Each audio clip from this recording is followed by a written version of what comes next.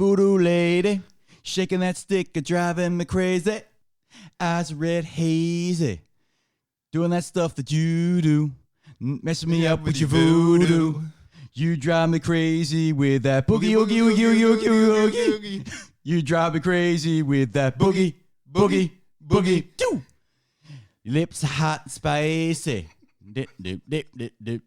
Serving up red beans and rice. Dip, dip, dip, dip, dip. At midnight, she's howling and stomping. Dip, dip, dip, dip, dip. Making love to gators and swamping. Dip, dip, dip, dip, dip, dip, dip. I feel you inside me. Never once did you deny me. Doing that stuff that you do. Messing me up with your voodoo. You drive me crazy with that boogie, boogie, boogie, boogie, boogie, boogie, boogie. You drive me crazy with that boogie, boogie, boogie. And we'll end that fucking shit right there. This is Invert the Wide episode, start out log, Captain's log 12.1.5.9, and the USS Invert the Wide is orbiting another planet of retrodom and bullshit. And today, for the very, very first time, I got him in. Fantastic Phil. Thank you. Look at the crowd roar. Thank you. Fantastic Phil. Thank you very much for having me. You're a long-time podcast listener, first-time podcast guest. I know, it's been ages. And look, man, I apologise. I've cancelled and we've changed dates and we've messed around for so long, but you're finally here. That's all right, man. And life is busy. Yeah, life is busy. But you know what? You are the first guest I've ever had on this bullshit podcast that's rocked up with a notepad. Yeah. Ready? Because you got notes, you got points. Stop points. But I thought I'd bring it back. Plus, memory is bad as we get older in our lives, so I can't remember from yesterday, from last week. But also, it's a bit old school, I suppose, instead of the modern, iPad and all that kind of stuff. So, well, we've said it very much a lot in these podcasts. Take me back to the 80s. I'm an 80s tragic. Same here. I was almost going to do another song for you. All right. I can't do it, man. I wanted to pump up the jam. Pump up the jam, but that's 90s. Oh, yeah, of course. Yeah, no, I was going to do I've been waiting for a girl like you to come into my life. Whoa. But I'll save that for another one. No, thanks for coming in, man. Appreciate it. We're going to get straight into it. Topic of the show is music. Why did you play the Ween or sing the Ween Because song? I'll tell you why. You are one of the very few people that I know personally that likes Ween. Right? And I've gone to so many people and said to them, do you like Ween? And they're like, they're weird and they're shit. Or, yeah, it's great stoner music, but it's too out of control for me. But you're one of the few people that firstly got me into Ween, right? And actually listens to Ween without substance abuse. Right? Well, non-prescribed substance abuse. And you're the only guy I know personally that came to me and said the Mollusk is the classic album, right? But not because it's weird, but because of Buckingham Green. Oh wow! Which is a great track off that album, which was released in 1997, I think. Because Voodoo Lady was off Chocolate and Cheese. Yeah, that was in 1994. And Chocolate and Cheese, let's agree, has one of the best album covers in the history of music. It's maybe awesome. Not able to be sold in this day and age with the. I just bought the vinyl. Oh, right. I just bought the vinyl last week at JB Hi-Fi. And I think the Mollusk is because that's a concept album, is it? That's all about being underwater and. Look, yeah, Ween are one of those really eclectic. Who knows what was going on in their brain? And I believe one of their early albums actually was recorded and produced completely under the influence of, hallucinogenic drugs. And it's almost unlistenable, like their early stuff. But then, Push Little Daisies was that was probably their pop song. If that that came out, I think we were probably, it's showing my age, but we were in high school. And that was actually, I think that was made it in the charts at some point. Yeah, that came out early 90s because that came out before Chocolate and Cheese and obviously Voodoo Lady. Yeah. And I think, you're right, that was very early 90s. So you probably, we could have been early like late into school. Yeah. Like almost at the end of our school years. Yeah, that's right. Oh, look, Ween are, I guess, one of those bands who are just so eclectic and nerdy and weird, but at the same time, very talented musicians. So they'll do completely wacky out there songs that make no sense. But the guitar and the music arrangement behind them are so professional and well structured. And then they'll throw in a love song or something, you know, a classic blues song, and then go straight back to a bunch of noise. But oh yeah, great band. Lucky enough to see them live a few times. I was going to say, well. You saw them, didn't you? You saw Ween. Yeah. We'll talk. We'll talk I guess about this. more about more music later. But yeah, they were an excellent band live. Yeah. So we wanted to talk about bands. Yeah. And we wanted to talk about maybe gigs. Yep. And all of our little shenanigans with gigs. Yeah. So let's talk about bands that we love.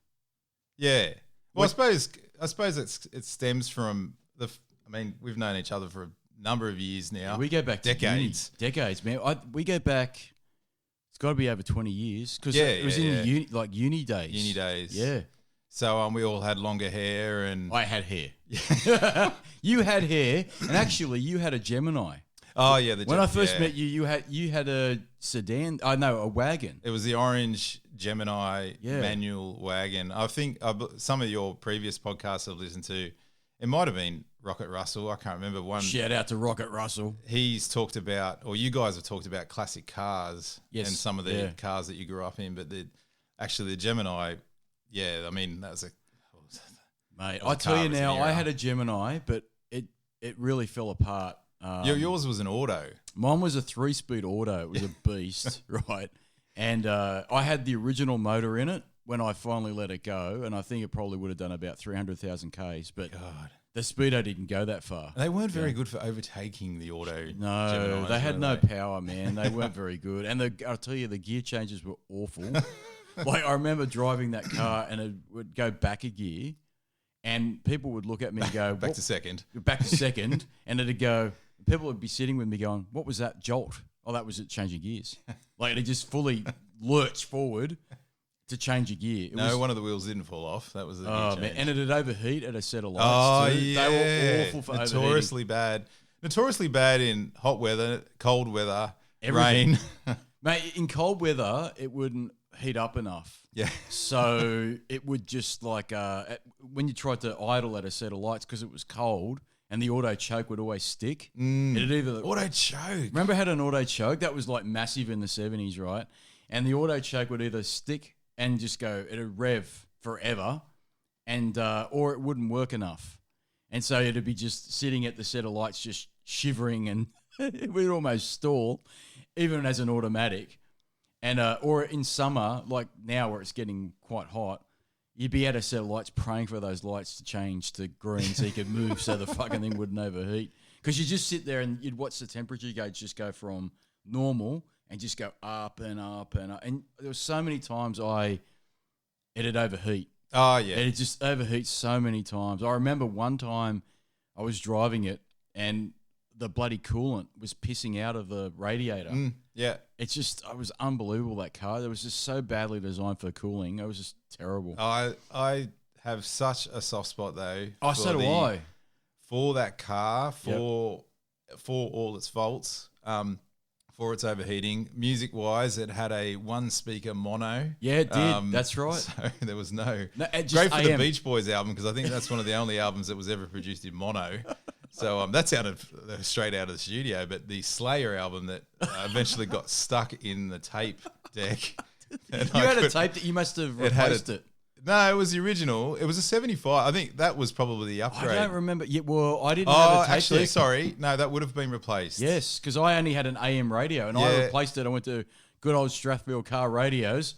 You know what? We've already been sponsored and not sponsored by Strathfield car radios, but let's do it again. Let me find my little sound for this little bullshit. If you want to upgrade your Gemini's radio from AM to FM and be hip and cool with the kids, because FM's all the rage in 2019, go to Strathfield Car Radios and get it replaced. That's right. We're not sponsored by Strathfield Car Radios. I wish we kind of were. They probably don't want to know us. And you know what? In the modern world, I don't want to know them. The Golf's got a decent stereo. Strathfield Car Radios, check them out today. We're not sponsored by them. I repeat, we're not sponsored by them because no one will sponsor me. I do this for love, folks. I hit this button and I don't need Jason Relaxation anymore. Oh, Jason Relaxation. No, he's become a suppressive personality. Oh, God. I miss him. I miss his silent voice on the other end of your podcast. I replaced him with a sock puppet. That's right. Retro Dan. Hi.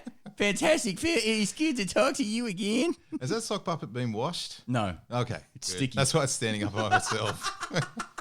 The Gemini, what a classic car, man. And that's when I first met you, I think, was at uni. I'm sure it was. Yeah, it was or maybe. uni. Yeah, it was uni. A whole group of us. Yeah. All sort of started this journey in uni, so to speak. Yeah, and then the journey really was music. Yeah.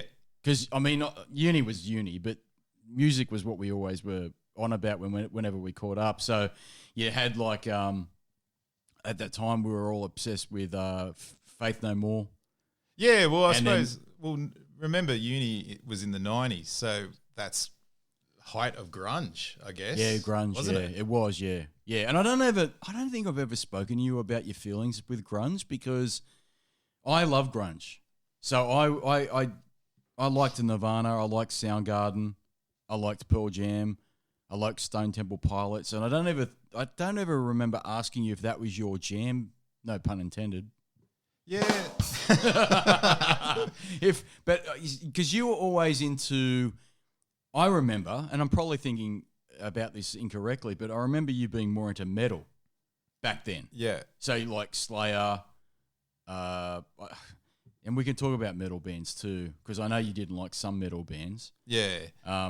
But is that right, or have I got that wrong? No, I think that's pretty spot on. I mean, because you weren't really into it, whereas I really was, I think, in terms of grunge movement. Yeah, I think probably like a lot of people, you know, your music influence starts really young, how you grew up, what your parents listened to, what shows might have influenced you as well. I just, one of the earliest music memories I have is actually the Young Ones TV show growing up. Oh, we spoke about that with that. Yeah, I spoke about that with the Drunken Monkey recently on the podcast. Yeah, because the Young Ones would have, intermission and play some ska and punk bands, and I distinctly remember. Ring a ding ding, baby. That's right. I distinctly remember Motorhead being on one of their episodes and thinking, "Holy crap!" Like, you know, they got this giant beast of a man with a huge bass standing. That sounds a bit weird. Standing in the lounge room, and you know, thrashing out punk rock, and then that show just reverts back to the silly craziness that it was. But well, the Drunken Monkey explained it to me. It was because they needed, and I'm probably butchering this, they needed funding. You didn't get funding from the BBC. Yeah, and so the only way you could get funding or money for the show to complete the show or produce a show was to get bands in. Yeah, and I think that's what happened. He was explaining it to me, and I probably got that completely wrong. And he's probably going, "That's not what I told you." That's probably what he's saying right now as he's driving his car. But yeah, they had Madness on there. They had Motorhead. They had, who else did they have? There was so many bands they had on there. The Young Ones. Yeah. So that, I mean, and then like just the other day, revisiting back out at the Folksoul place and going through the old records for one of the vinyl nights that came up, seeing what the parents had and pulling out some of the LPs and stuff like that, you just realise that, wow, like some of the influence, like Santana is part of that as well. And some of the influences that your parents do like have and that's come down into, I suppose, into my own influence like that. But yeah, growing up as a kid, I guess it was like any other Westie kid, bloke who loved like heavy metal. Going through high school, it was all about the certain groups, but you know, rap was obviously coming into it. But a group of friends and stuff like that was we're all into our rock and into our metal, and you just learnt bands and shared cassette tapes. That's what we used to do. At school, I remember there was this kid, and I'm not going to blame him, but he's partly the reason why I was never good at maths. because at our mathematics class, I'd sit next to him, and it was almost like he was doing a drug deal. He'd go, "I got one for you," right? And he'd always have a cassette tape for me. God bless him. I don't know whatever happened to him. And he was so into music, he got me into music. Yeah. Even though I'd really appreciated it before this. Like, I think in 1986, I got my first CD, and that was Van Halen 5150. But when I got to high school, and I was sitting next, this is about like year 8, year 9, so 1988, 89. And I'd sit next to this kid, and he'd have a cassette, a shitty old cassette, and he'd always record stuff for me. And he goes, "I got one for you." And I remember one of the first bands he got me into was the Pixies. Oh, yeah. Right? Yeah. And I remember going, "What the fuck is this?" Right? And I think the album was I'm going to butcher this, Trip de Monde. And it was, it had like a song on there, Motorway to Roswell, I think it was, right at the end of the album. And it blew my mind. And then after that, I'd go back to like sit next to this kid in maths class, and he'd go, "I got another one for you." And one of the bands he really, really like promoted and he loved and he was right into was Living Colour. Ah, yeah. Right? Yeah. And Living Colour, we talked about this. I know we've talked about this before, Fantastic Phil. Living Colour was the band that got me into, like, not collecting music. I don't think that's the right way of putting it, but buying albums in large quantities whenever I could with money. Because I think the album was Time's Up. Yep. And then I listened to that on this really shitty cassette, and I loved it so much I had to go buy the actual album. And the album artwork was very 90s when you look at it now, but it was so amazing to look at, and the album was so, what an album. And I went back to him and I said, "Man, I really love that album you put on cassette." And he goes, "Oh man, you should listen to their first album. It's Vivid." I think it was Vivid, the album before that. And then I was like, that was it. I was hooked. And every time, it was so bad. I don't know how. I think I really flunked mathematics classes in like year 8, year 9, year 10, because all I do is I always sat next to this kid, and I don't know how he didn't get busted for talking, but it was almost like code. He'd just slip it underneath the table, go, "I got one for you," and it was this shitty cassette full of different songs and stuff. And he was in a rap too. He got me into like Ice-T, and he got me into Public Enemy and things like that. And I like that. And I've told the Drunken Monkey this, and he knows this too. I like those old style rap albums with like Public Enemy, Run DMC, and NWA. But I never really gravitated as much to that as I did metal. Because at one point I was pure metal. Yeah. Before the grunge movement hit. So like Metallica and not so much Pantera later on with Pantera, but I wasn't really into Pantera as much. But those sort of metal bands that were really Megadeth as well. I don't know how you gravitated to it all and what metal bands you were into. Well, all those are good bands and good music to grow up to when you're in you're a kid. And what do we have? We had television as a form of entertainment, video games, yeah, and whatever sports, whatever you might have done, and other interests. Your other sort of optional way out for things was music. So obviously you're going to gravitate to what you like and what you resonated with. But you mentioned Living Colour. They were the first big band I saw at the Hordern Pavilion when it was the other. I swear to God, it was the other way around. The Hordern used to be set up the other way, so the stage as we know it was different. But Living Colour were the first. I just turned 18 about that time when they first played at that gig, and that was on the on that album, The Time's Up. So that would have been that was on the Stain album. Stain, yeah, because Stain came out in '93. Yeah, I'm sure it came out in '93 because we were in uni then. Yeah, no, that was high school. Well, you finished in '93, didn't you? Yeah. I finished '92. Oh, right, okay. So my first year of uni was in '93, and I just remember loving Time's Up so much, and that was very much a high school album for me. And then I remember being in my first uni, and Stain came out as an album, and it had Nothingness. Yeah. I think as the first track that they released, I think. And I remember going, oh, this is very different. This isn't what I remember. But I really dug that album, but for some reason it was a bit darker and a bit more.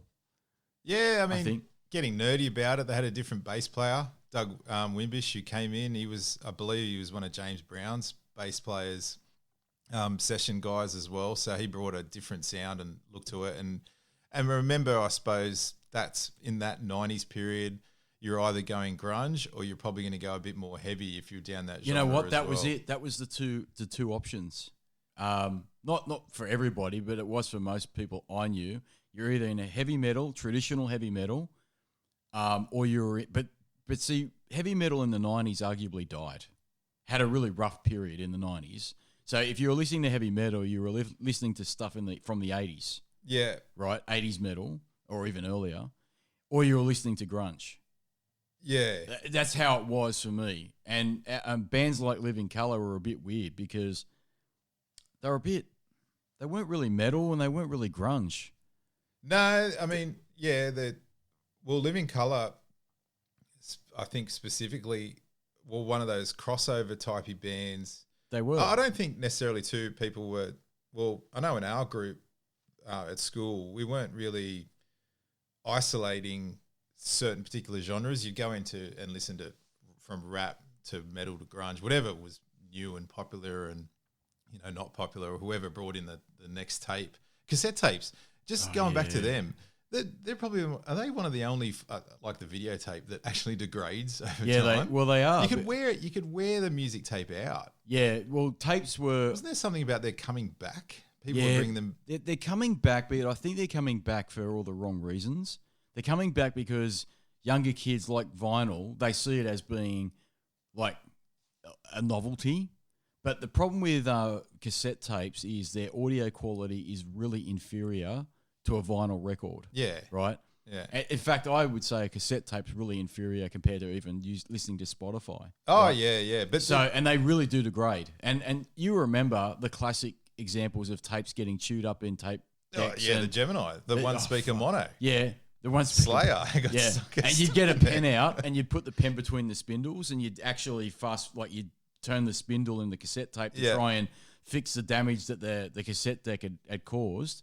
Or they'd stretch so you'd get this right, or that just weird shit would happen to them, but they were horrible things. I used to love side 1 to side 2. So I had it. One of my favorite Infectious Grooves albums. Oh, great band. Was and one of my You Lie and Your Breath Stank was one of the that was a song that went from side 1 to side 2, and you just get it.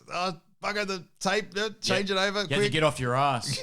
Although I'll tell you what, the old man, shout out to Dad, he actually bought a really expensive tape deck back in the day where it had an automatic change from side 1 to side 2. Yeah. So the head would move on the tape deck. But was it instant or did no, you hear that? You hear this, right?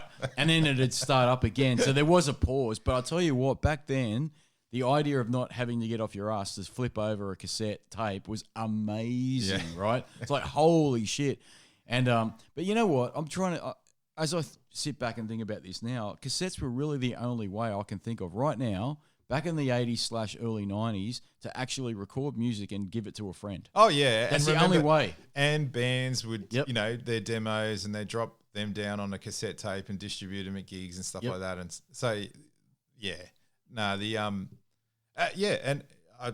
make up your own mixtape. Look at Guardians of the Galaxy. That whole ring-a-ding-ding, baby. That's right. The whole. Well, look at the character. What's Star-Lord or whatever his name is? Yeah, Star-Lord. Yeah, like his number one possession is a mixtape. Exactly. And everyone was doing that. You'd make a mixtape, or you give it to a friend. And classic example, like I said earlier, like going to a school and meeting up with a friend and you go, "I've got something for you. I think you might like it." And he's recorded it, and the quality was always shit. Like, I remember I got Guns N' Roses' Appetite for Destruction, which is a classic album from the very late 80s, 87 it came out. And I had that tape for so long because CDs were expensive, man, back then. Like, back at Brash's. They were like $30 something dollars. Right, which back in the late 80s, early 90s was a shit ton of money for a kid that wasn't really earning much. And if the album only had one good song in it, then you're up creek. You're up, exactly right. So you'd sit there going, you know what? I'll put up with this really bad tape. And for years, I had Appetite of Destruction on this cassette tape, but at some point, the tape got chewed up. Yeah. And so I think it might have been It's So Easy, which is track number 2. For years, I just didn't. Well, it wasn't easy because it was tape was chewed up. It was stuffed. I didn't really have a really good version of It's So Easy for years, right? And you know what the other thing is? You'd use cassettes over and over again. So you know what was really another good companion of cassette tapes? Liquid paper. Because you'd get the liquid paper and you'd liquid paper over the previous recording on the cassette, and then you'd write the new recording. And so if a cassette had been around for like 100 years, it was like a layer thick of bloody liquid paper on the actual sticker of the cassette, you know, of the case of the cassette. Does liquid paper still exist? That's a great question. I don't know if it does, because who's using it? Who's using liquid paper now? Well, I don't know. I think it's gone down a rabbit hole, so it's gone. I could have used it for my notepad. I know. Scrub out some... You scrub out. Well, that's right. But now people don't even use notepads, man. They would have, like, a younger person would have rocked up today with their iPad, and had notes on their iPad or their phone, and they would have, like, that's it. Yeah. But now, so who's using all that shit now? You know, like, that's a great question. Who uses liquid paper? I don't know. It's gone down a rabbit hole, man. I don't know. But yeah, now talking about cassettes. And that is part of music as well to me. Like how not only is the way like what you listen to, but how you listen to it as well. Remember that back in the day when I was a young man, you know, the library. I remember someone at high school that you would think. I was thinking, how the hell does this person get all these bloody? How are they coming up with all these albums? Were they loaded? Yeah. Are they? What are they? Well, parents said they'd go to the library of course, you think about it. You just go to the library. You just hire a tape. They'll tape it on their dual cassette deck and then bring it in and then distribute it throughout the whole school. Well, the kid that was giving me cassette tapes, I've just remembered this. His parents ran the local record shop. Right? Gold mine. Yeah, mate. Yeah, and it was an independent mum and dad battler record store in the local town that I went to school in. And that's how he got his music. So it was a haven for him, right? And he would, I was thinking at one point, where are you getting all this from? And it was simply because he was getting the music from his store, his parents' store, and he was like a junkie, man. I'm telling you, because you knew that you couldn't get it straight away. In fact, I can remember this very clearly now. In 1991, so I was in year 11. There was Use Your Illusion 1 and 2 came out for that was a big release. Wasn't that it? was a huge release from Guns N' Roses because if you remember, they'd had Appetite for Destruction and Lies. Had come out at some point, and Use Your Illusion 1 and 2 was like the big most anticipated album for that year. Didn't that align with the Terminator 2 release? It did because. You Could Be Mine was the soundtrack for T2. Yeah. We'll talk about the Terminator later. We'll get to the Terminator at one point. But so I remember for some reason, maybe because I was privileged, I actually bought both albums on CD at the same time. I'd saved up the pocket money, right, and bought those two albums for, I think they were both $20, $25 a pop. Yeah, I mean that's a lot of money, man. Back then, right? And so I bought both albums at the same time, and I remember kids saying, "Oh, I can't afford both of them. I'll buy either the second one or the first. Get? Which one are you going to get? Or the blue or the yellow one? Was it yellow? It was yellow, yeah. So Use Your Illusion 1 was yellow and 2 was blue. And I remember saying, "Oh, I got both," and everyone looked at me like I had a silver spoon in my mouth, like I was born with a silver spoon. But that wasn't the case. I just saved up all my pocket money. But that's how expensive CDs were back then, you know. Did you ever see? I have a confession. I never saw Guns N' Roses live. I saw. Were they not at Alternative Nation? No, they played out at Eastern Creek. Yeah, that was wasn't that Alternative Nation 95? No, they weren't part of that, but they did play a gig at Eastern Creek on their own. Because I saw them. Yeah, maybe you went to that. Yeah, I did see them. I have seen Guns N' Roses back in, I think it was 95. You're right. I just can't remember the name of the gig. I can't remember if it was Alternative Nation. which was a festival. It wasn't just them, I think. But I did see them, and they were fine. But the problem with them is, and the problem with Axl Rose was back in the 90s, and it wasn't so much the gig that I saw them with. He was notorious for being a prick in terms of delaying the time that the band would go out on stage, because in his head, and this has been well documented with different documentaries that you can watch, where Axl Rose had it in his head that if you were late on the stage, you built the anticipation up of the crowd. But what that caused was actual riots. There's actually was it Guns N' Roses and Metallica? They played a gig together, which is a weird gig. If you think Guns N' Roses and Metallica, I don't think really fit in my little headspace. But they played a gig together in some place in America, and Metallica, I think, had been on or were coming on. I can't remember who was who when they went on and who went on at what time. But Axl Rose had got it in his head that he would be late to the gig because it would be the drama. But what happened was all the kids went, fuck this, and they basically tore the place down. It was a riot. Man, the cops came, everything, it was out of control. And people wouldn't work with him after that because he disappointed Metallica. I remember that. And after that, they had problems trying to tour. Well, there's late for fashion's sake, and then there's late that's just he pissed people off. You're never getting invited to my next home. You're not coming to my party because you don't even turn up to it. Like he was notorious for being a bit of a prima donna like that. And I've read Slash's book about it, and it's interesting what Slash writes about him and why he decided that would be the case. And the band were at odds with him because he had this in his head that if he was late to the gig, then everyone would be like really revved up to listen to them. But the actual opposite occurred. I'm amazed by some of these books, and you hear the stories about how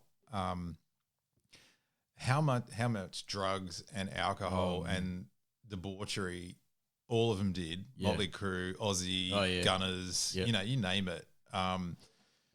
Rick James and those guys, but yet obviously as ghostwriters, but they remember specifics. I can't remember what I did. I can't either. I can't remember the drive over here. No, I can't either. Like I read Slash's book, and obviously you're right. He's got help writing it. He didn't write it. Somebody I think wrote it with him. I could be wrong on that, but I'm sure they call them ghostwriters, don't they? Yeah, ghostwriters. So he had help, but you're right. He's obviously sat down with a writer and said this happened on this around this date. Holy shit, I can't remember that. And the amount of drugs. Or not so much with him, it was more booze. Yeah, Slash. It was out of control. How many times he wrote? He documented in that book.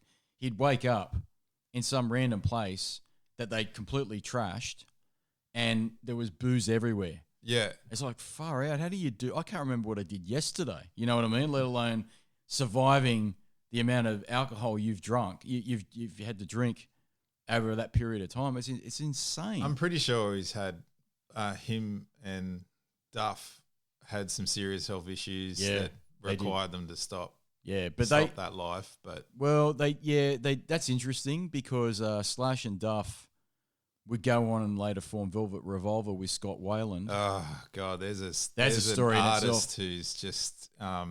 We saw Stone Temple Pilots. I'll tell you, that was random as random gigs because I somehow found out, I can't remember, maybe it was Jason Relaxation, shout out to him wherever he is, and he said, I think Stone Temple Pilots are coming to Australia, and they did a gig, I think they did a gig at the Horden, and then randomly they said, we got overwhelmed with the support that we got, and we sold out the Horden in no time. We can't do the Horden again. I think they couldn't do it. The availability wasn't there. But what they did a show at the Metro. Yeah, and we got to that one. Yeah, and the Metro is a very small venue for those that don't live in Sydney. And we went to that. And that was a great gig. That was in 2010. That was when they just released their self-titled album, which wasn't their best album, but he kind of looked pretty healthy. And so that was a great gig. But then after that, they kicked him out of the band again. This is Scott Weiland. He got kicked out of the band because he was back on the drugs. And they went off and did their own thing, the band members. And then Scott Weiland, I think, kind of got himself back over the he kind of fixed his problems a bit, and he then joined forces with Duff and Slash, and they did Velvet Revolver. I think by the time we saw that gig, Velvet Revolver were done.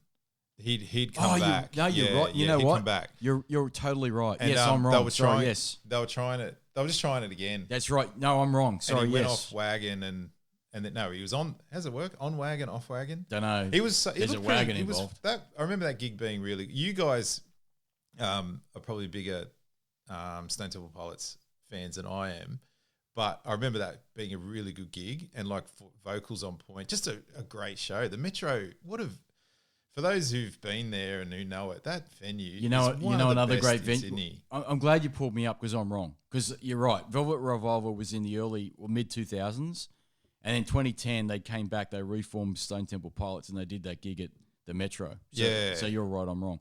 But you know what else was a great gig at the Metro was Keane. Yeah. You knew I was going to say that, didn't you? We were keen for Keane. Randomly, I was talking to this guy at JB Hi-Fi down the road here, and he's always in the music section. He's like in charge of that part of the shop. And just randomly the other day, we're talking about UK bands. Yeah. And he said, "Oh man, have you ever heard of Keane?" And I said, "Hell yeah, I saw them at the Metro. I don't know when it was." And he said, "Yeah, I just got into them. I love the first album, Hopes and Fears." And I said, "That's a great album, but I think Under the Iron Sea might be slightly better because it gets a little bit darker." That's their dark and broody, their troubling second album. Wasn't he on? He had a drug addiction. Yeah, another tortured artist with a drug addiction. Yeah, and then he kicked it, and they did what was it? Symmetry something. Yeah, which when after rehab it was get back on the drugs. Get back. I remember when that album got released. You said, "You know what? I hate the new album. You should get back on the drugs." That's a it's a horrible thing to say. Way of thinking about it, but sometimes creatively, I guess that's how. Yeah, that's what produces the amazing music. Yeah, I know. But that was I tell you what, that was a great gig too. I can't remember the exact year we saw Keane, but it was the. Unfortunately, it was the year when they released that album that we didn't like, and because like most bands, they tend to promote their latest stuff. But luckily, they did do the stuff from Hopes and Fears, and I remember them. Did they close with Bed Shaped? Oh, I can't remember now. I think they might have. I can't remember that set list. Yeah, but you and I have seen so many gigs, man. I mean, 1997 we saw Faith No More. Yeah, I mean, yeah, lucky enough to. Well, I suppose Sydney and growing up in the 90s was the stories I've heard about how bands and gigs were in the 80s were really quite interesting. Like some of the people at uni, I don't think you knew, but they were seeing AC/DC and, the NXS's and the Midnight Oils gigs and so forth like that before our time. But they would say that they were great nights. That was an era, not condoning it in any way, but, the drink driving and would occur and just really wild type of gigs like Chisel and so forth, Beast of Bourbon, Australian bands like that. I knew a guy that I used to work with that went to INXS, an INXS gig at the old Sydney Entertainment Centre. I think it was in 86 or something. Yeah. Might have been earlier than that. And he said it was one of the best gigs he'd ever seen. And they all did it. They all got hammered and drove home. It was just a different world. That back was then, and that was the entertainment of that period of time for those people who were into that. Was the pub, the pub rock gig, the pub show, and bands would, they'd play their music and then do the recordings and that, and but that was how that was done in that time. So coming into the 90s, I guess we had we started venturing out to the lads and that who were into it. We'd venture out and see as many bands as we could all over Sydney. So that was venturing from. We spent a bit of time in Parramatta. There was a venue in Parramatta, the Collector Tavern. Oh, the Collector. Yeah, I remember the Collector. And there was a lot of Aussie, very young then. I probably just turned 18, and just bands like Your Friends of Roms, Def Effects, The Meanies, Tumbleweed. Yeah, I was going to say. I knew you were going to say that. all those, some of the Grin Spoon. I remember seeing Grin Spoon there. The Porkers. That shout out to Rockin' Rudy. He loved the Porkers. Rudy. He'd always go on about the Porkers. So, but yeah, every weekend was just spent at that place, Collector Tavern, watching bands, and then there were in Parramatta as well. There was, well, actually, Faith No More played in Parramatta. I don't know if you know that. No, they played at what was the Cobra Club, which was all that. I haven't been to Parramatta in years. I wouldn't even know it. But near the station, there used to be a venue, and it was a large pub. And Faith No More played on the Real Thing tour. So they played in a venue in Melbourne, and they played in Parramatta. This is, again, probably you and I were too young to even see that, because actually by the time Faith No More toured on the Angel Dust tour, I think that I was in either year 11. Well, Angel Dust came out in 1992, and I got it the day it came out from the kid I went to school with whose parents own a record shop. Yeah. He kept it to one side for me, right? And so if that came out in 92, that was my last year of high school. So if they probably would have come out, 93? 93, 94? Probably 93. I think Angel Dust is a little bit earlier than that, but I can't remember off the top of my head. Yeah.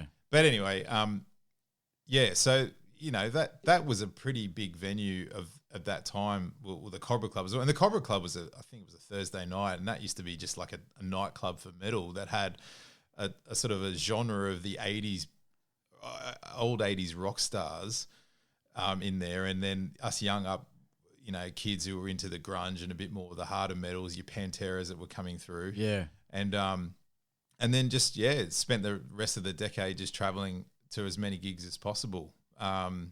And then over time, it was a bit of a shame, I guess, wasn't it? Because a lot of the venues had shut down. They weren't profitable. Pokie machines came in.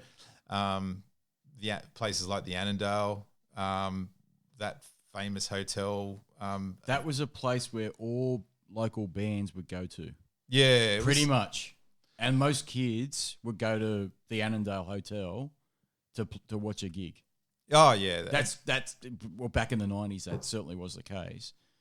Yeah, and up to Narrabeen as well. We'd go up to Narrabeen Sands, because they all these places promoted it. They promoted the bands. They really, I guess they did it for the punters who love the music. But I guess over a period of time, they were probably losing money. And then the Pokie machines came in and changed the whole venue, or maybe music changed. Well, Pokie machines decimated a lot of clubs. Yeah, in a lot of ways, and a lot of those smaller clubs, you're right. They ripped out their I'm not going to say dance floor, but it's the only word I can think of, like that space, and put Pokie machines there. That's what happened around that sort of time. And I don't know whether or not a lot of these clubs ever really came back to have promote. And you know what, we've talked about this. If you're a young bunch of kids that want to have a band, and you want to try and play somewhere, it's a lot harder now, I think. There's a lot less venues, isn't there? A lot less smaller venues to play as opposed to a pub than there used to be, I think. Yeah, I guess I wouldn't know, I suppose, because getting older and we don't go there anymore. I don't like the look of those teenagers. Oh, it's too loud. Get off my lawn. Get off my lawn.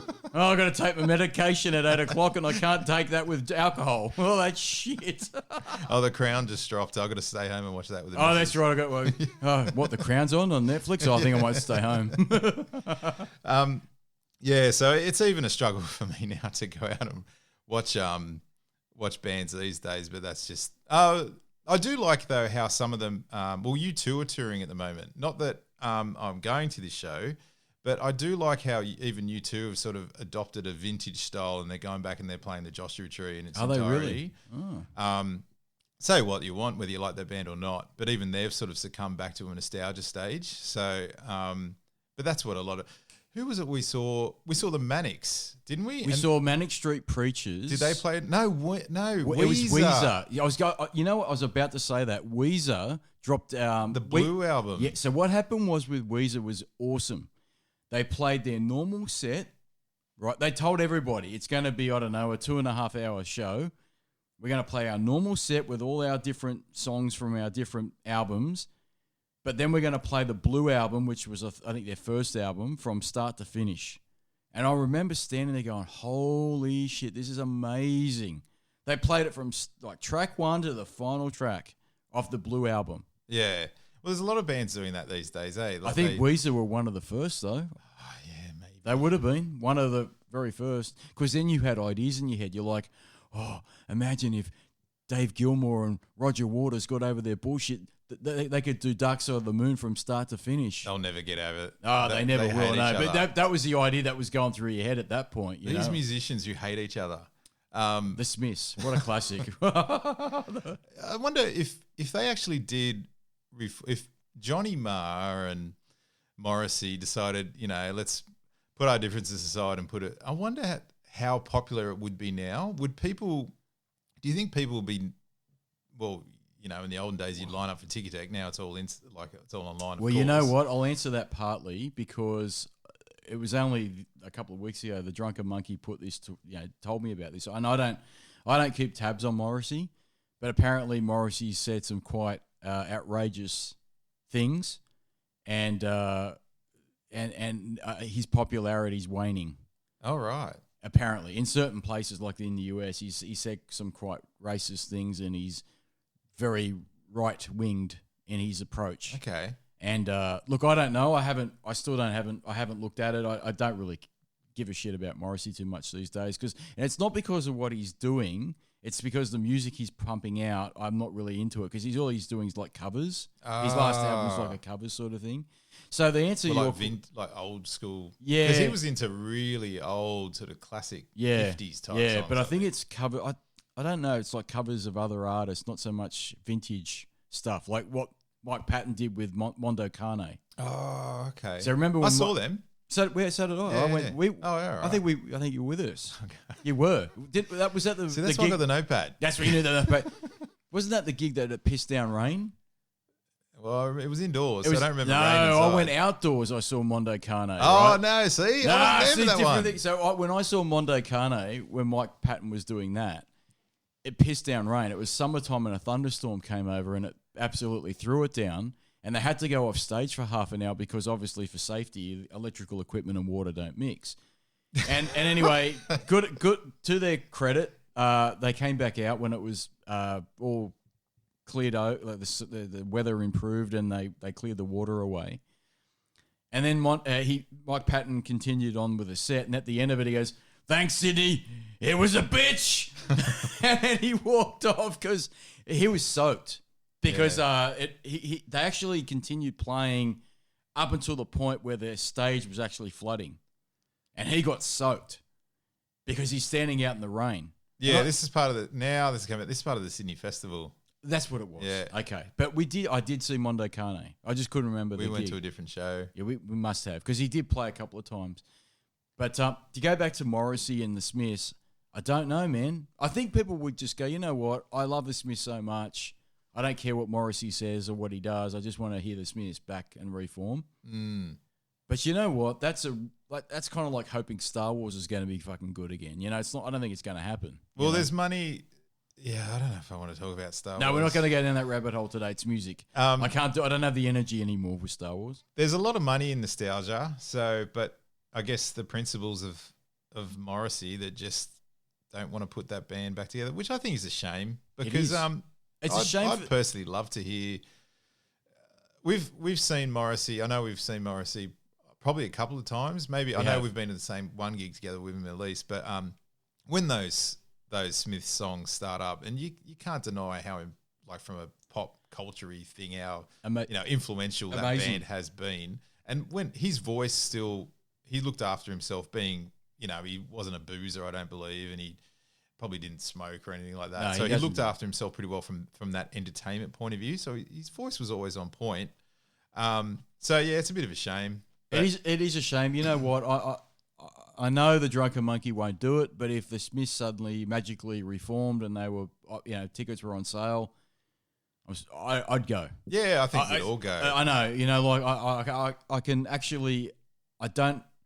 I do understand why people would say no, I won't, because of what he stands for and what he said. But I haven't heard it, and I'm not going to get involved in that. I said to him, I always separate the art from the artist, because quite often the artist is a interesting character, and I don't always agree with the artist, particularly Morrissey. But I want to see the Smiths. Is that like you never want to meet your influences? You never want to meet? No, because I'm afraid they'll disappoint. Yeah, me. they disappoint. They'll disappoint me. You know, like well, it's the same. Like the Doors. You know, you use them for an example. Jim Morrison, I don't think is a guy you'd want to hang out with when he was alive. I reckon he would have been good to have at a party. To have a beer with. He would have been all right to have an LSD with because you would have ended up at a Grand Canyon. My God. But that's what I mean. The guy was he was self-destructive. He wanted to harm himself, right? And so I think if you actually had met that guy in real life, you would have been disappointed with him. I'm sure you would have. So I always go, you know what? I don't want to mix my art with the artist because they tend to be a bit weird. That's why they're creating something that, no offense, you and I can't do. As much as we try, we can't. We're not thinking on that creative level because these guys live in a different. They're not in the same dimension as you and me, man. They walk on a different plane of existence. Yeah, they really do. That's why they write songs that we could never write. That's why they have that sort of talent because they're not normal people. Self-destruction seems to be a trait Absolutely. for a lot of these artists. Well, look, hey, let's go through it. All the artists that I particularly liked are dead. Scott Weiland, dead. Lane Staley, dead. Right? It's depressing shit. You know? It is very depressing. You know? Why am I laughing? I don't know. Yeah, but all these guys are gone. Yeah. You know? No, it's sad. Yeah, Chris Cornell was a big blow. He was, yeah. That was a shock. And Dimebag Darrell from Pantera, I remember hearing that. Although that was a bit of a crazy, crazy person got him on the stage. They were Pantera. I loved that band. The early few years, the Cowboys from Hell and the Vulgar Display of Power. Oh yeah, they were actually one of the first bands I was terrified. It sounded a bit like a wuss here, but they were terrified of seeing. But actually, just the. Watching the Vulgar videos and the metal and the crowd and all that kind of stuff. And I'm not a big bloke. No. But you know what? I could actually understand that to a certain extent because when many, many, many years ago in the 90s, I went to a big day out and I saw At the Drive-In. Oh, yeah. Right. Now, At the Drive-In released some compilations and other B-side stuff, but their main album was Relationship of Command. Yeah. And I remember they were the most intimidating, imposing people on stage for a start. But the way they just carried themselves and they did some wacky shit on stage, and the way the crowd responded to their music was insane. Yeah. And I didn't want to be part of the mosh pit. Mosh is pretty violent. So. Well, they were. Well, some of them were, man. And At the Drive-In, for whatever reason, they created that. Rage Against the Machine were a little bit. They created that kind of craziness in the mosh pit as well, but they didn't intimidate people as much as I think At the Drive-In did. At the Drive-In, those guys deliberately... I heard a story, and I don't know if it's true, but they did a festival, this is At the Drive-In, and they got boiling water, like they got a kettle, and they boiled a kettle, and they poured boiling water near the crowd. That's appalling. I'm being serious. They got a kettle. They didn't pour it on the crowd. They poured it near the crowd, and the water was like, so those that were right near the front, near the security fence or whatever it is, the guy, the lead singer, I can't remember his name, he picked up a kettle of boiling water and he poured it right near the crowd. You sure it's just not one of the roadies come out and saying, cups of tea for anyone? Like that? He tripped over the mic lead. But they had, they had crazy like stories about how they would intimidate the crowd. Yeah. You know? You go back to some of the raw punk rock footage that you see in the 70s at places like CBGBs and stuff like that. Oh, yeah. And a band that I'm a big fan of is Bad Brains. Oh, Bad Brains. Oh, Secret 77. Yeah. What a song. Some of their footage and of the punk rock shows, you know, and they were really violent. They're just thrashing and running around and running into people and so forth like that. So... Imagine being at CBGBs and seeing bands like the Ramones and bands like Bad Brains, like you said. Television. Oh, what a band! Blondie was a big regular of of that venue. Actually, I remember that's the only time I was proud of myself because I always look, I thought, mate, Phil's like this, Fantastic Phil's this demigod. It's so eclectic in terms of his music. If I can impress this guy with something in terms of music, I'll be proud of myself.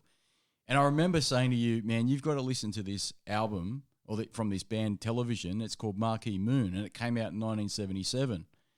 And you're like, okay. And I think I don't know if you played it on your own or I played it for you, but you've gone, man, that is the vocals. Forget the vocals for a second; they're not that great.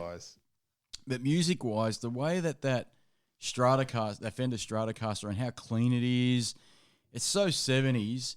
But that is an amazing album. That takes you on a journey. That album, Marquee Moon from Television, and they were one of the pioneers of CBGBs. Yeah, they're back up in there. New York. They're up there, I think the Ramones is probably known the best for that known venue. Yeah. Never went there, but just, read a bit. And you know who else was?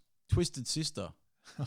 No bullshit. I saw They're not going to take it. They're not going to take it anymore. I saw a documentary. It's on Netflix. And they were doing lots of gigs in the New York area because that's where they're from. And CBGB's was one of their home venues. And they basically tried so many times to break it out of America, and particularly out of that tri-state region in New York. And there's a story where Dee Snider, he tells a story that they go to Top of the Pops in the UK. I think it was Top of the Pops in one of those shows there. And he's dressed up in all of his glam. Yeah. Like he's like glam sort of gear. Hair teased up and all that sort of stuff. And the Brits didn't like that shit at all, right? Because their version of punk was, the Sex Pistols and that sort of stuff. And he's on stage there, and apparently their biggest supporter was Lemmy from Motorhead. You're right. And they're doing a gig on stage I think it's Top of the Pops. And you know how it was filmed in front of a live crowd? Top of the Pops, yeah. Yeah. They were big on, yeah. What's the word, dubbing or whatever. What's that? Live music. Oh, wow. Yeah, so they wanted, well, for a start, Dee Snider insisted that they played live. And they played live, but what was happening halfway through the set, he's realizing the crowd's not into the gig. And so but his biggest supporter is Lemmy from Motorhead, and Lemmy happened to be there to support them. And then halfway through the song, Dee Snider's like, I don't think you guys are feeling it. Is it because of my makeup? Is it because of what I'm wearing? And the crowd basically doesn't say shit. So he takes some of his gear off in terms of his makeup, and his hair sort of flattens his hair down and makes himself a bit more normal looking, or masculine, I should say. And they're playing I can't remember what song they were playing. Keeps playing the set. You guys aren't feeling it. I know you're not feeling it. But you know what? Is it something to do with the fact of all of us being in glam metal and you guys like punk or something like this? And he's really antagonizing the crowd. Mm. And all of a sudden, Lemmy apparently stands up and goes, I can't do a Lemmy, but he goes, oh, this is Twisted Sister. I fucking love these guys.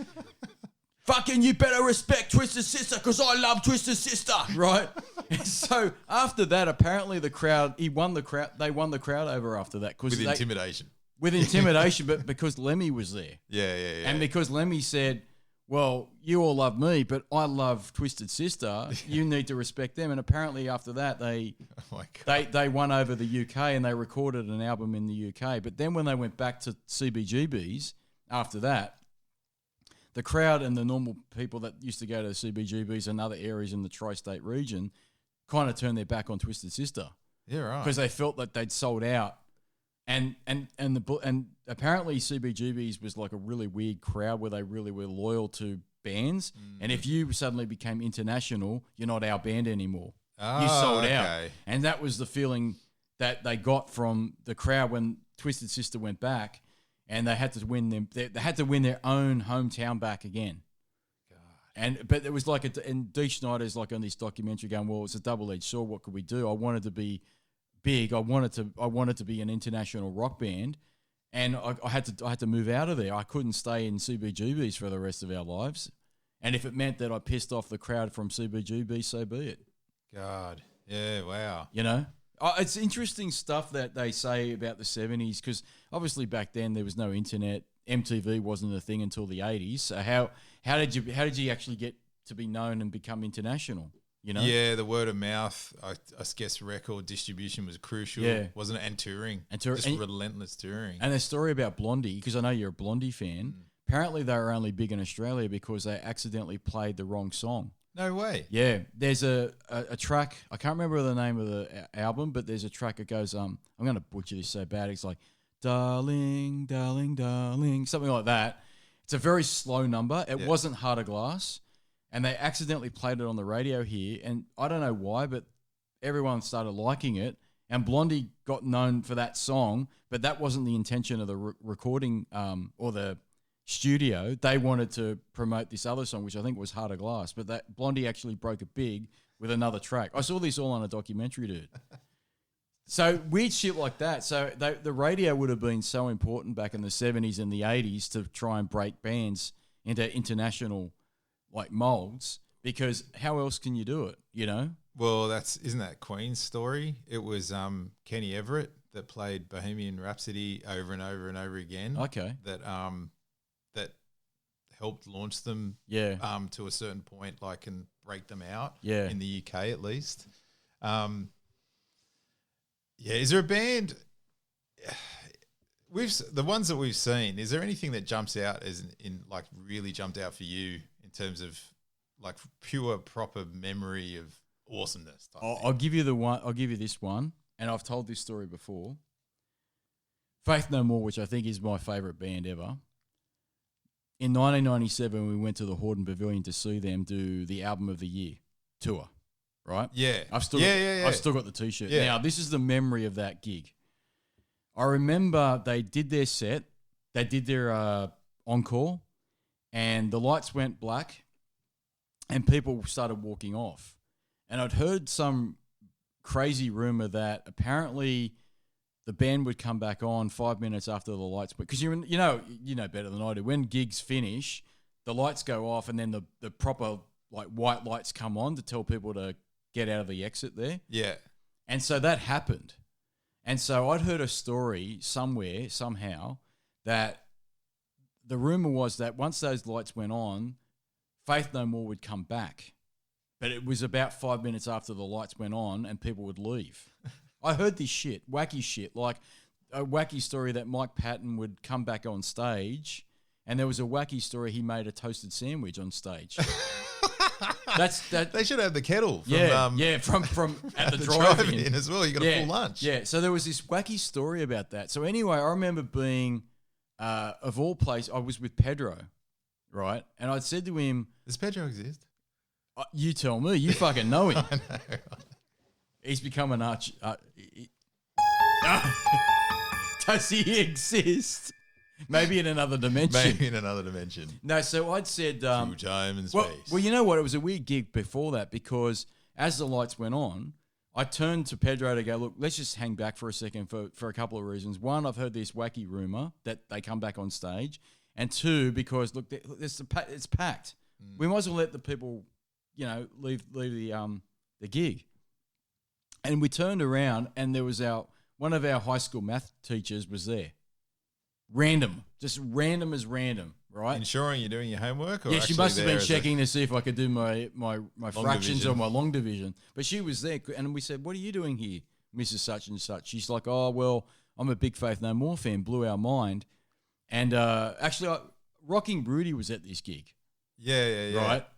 And the lights then, people were leaving the venue. They had left.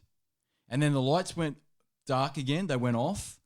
And Faith No More came back out, and they did This Guy's in Love with You. Yeah. They did that Burt Bacharach number. And it was the most... In fact, that recording went on to their MTV recording. They actually had what was it? It's called Live and Ready or something like this. And MTV at that time was promoting Faith No More, and that went on to their show. And the actual song also went on the Best of Faith No More. Yeah. So the Best of Faith No More, one of the last couple of tracks is the live recordings. And their number doing the Burt Bacharach, This Guy's in Love With You, made that recording. Now, I'm not sure if it was the Sydney recording or the Melbourne recording, but they did it, right? And they did Sydney before they did Melbourne. But we watched this gig and we're like, holy shit, that's amazing. And then the funny stories at Gigs was the lights went off, went back on this time for real. We were all leaving. And we'd all parked at the old Horden car park there. And it was like basically an old abandoned like paddock. And it was like mud everywhere. It was dry and dusty. We're all covered in dust. And then we ran into a guy from uni who's Chubb. Remember Chubb? We ran into him. Shout out to Chubb. And we ran into him and he goes, oh, how cool is it? The suaveness of Mike Patton, and Rocking Rudy must have said something. And Chubb always replied with, He actually was one of the biggest Metallica fans I ever knew. Chubb. And yeah, he in school, everyone sort of had their number one band. Like one guy was Motley Crue, AC/DC or something. He was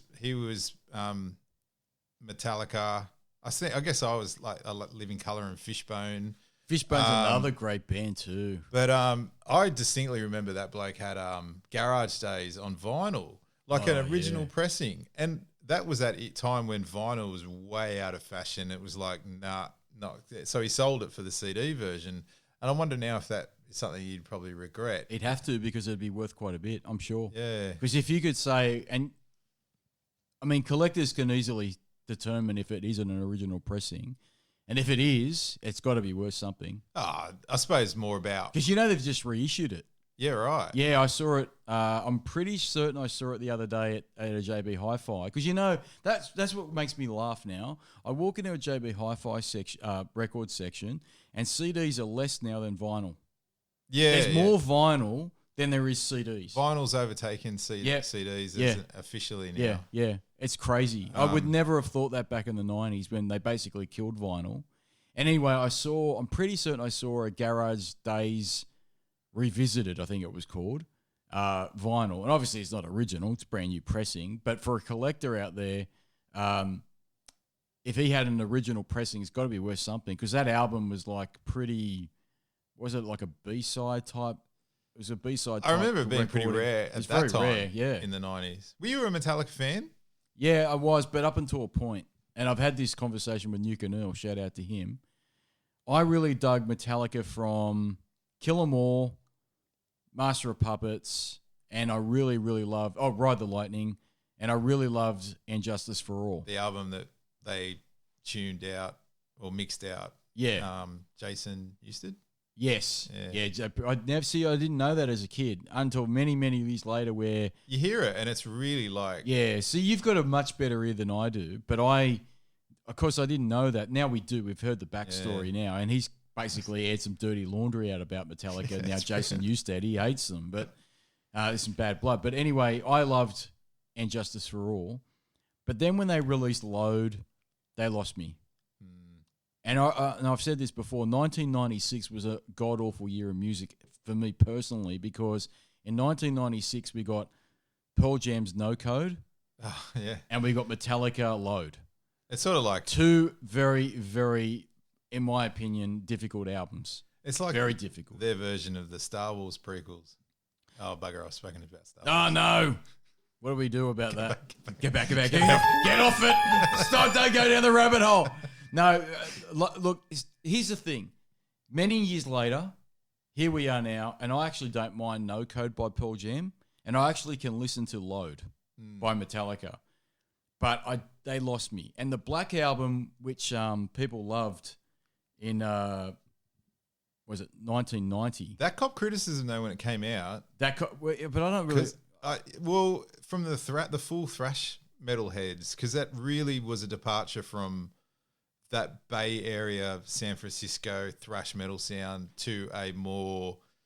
Oh, don't get me wrong, the Black Album's or I personally enjoy it. Well, you know what? Here's the thing. Go back to what you asked me about Metallica. Was I a Metallica fan? I was up until the Black Album. So obviously they released, from the top of my ever-decaying brain and memory, And Justice for All came out in 88, and then the Black Album came out in 1990 or 1991, I think. That was a big year. That was a big year. Oh, it was 91 because Use Your Illusion 1 and 2 came out the same year. Blood Sugar Sex Magic came out that year. That's right, 1991, yes. Ritual de la Habitational from James Addiction. I fucking love James Addiction. Yeah, that was a big album too. Actually, was that not? That was 1990. Ritual de Habitual. It could have been. It was 1990, the year before. But that era, roughly, yeah, it was very big. And so the Black Album. Oh wait, and Nevermind. I should know this off the top of my head. Oh, Nevermind. Yeah, when did that come? Was it 90 or 91? I think it was 90.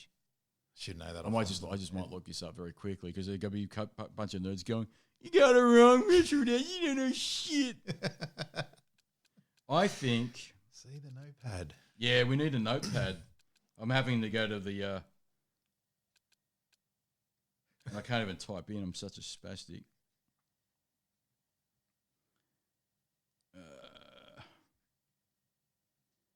When was it released? 1991. 24th of September 1991.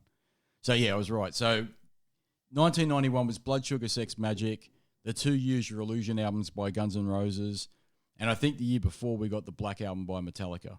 I'll check that too while we're at it. So, that was... it was a big time, man. It was exciting. There's a lot there are a lot of big albums released from a lot of big bands at that time that have had a bit, a pretty massive influence on that type of genre going forward. I was right. So it was 1991 the Black Album came out. Yeah, there you go. 12th of August 1991. So 1991, think about that year. Holy shit. Blood Sugar Sex Magic, Black Album from Metallica, Use Your Illusions 1 and 2. Well, and Nevermind. Yeah, there you go. That's huge. 4 big names. Right now, so the Black Album, okay, so I was a big fan of And Justice for All. I stand by that.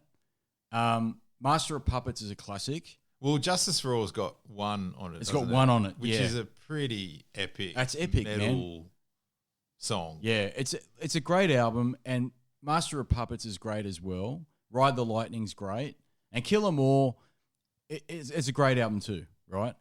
And then the Black Album comes along, and I didn't hate it. I must admit I didn't hate it, but in retrospect, I don't necessarily like the change. Yeah. It's a clear change. Yeah. Bob Rock produced, so it became a bit more alternative. Yeah.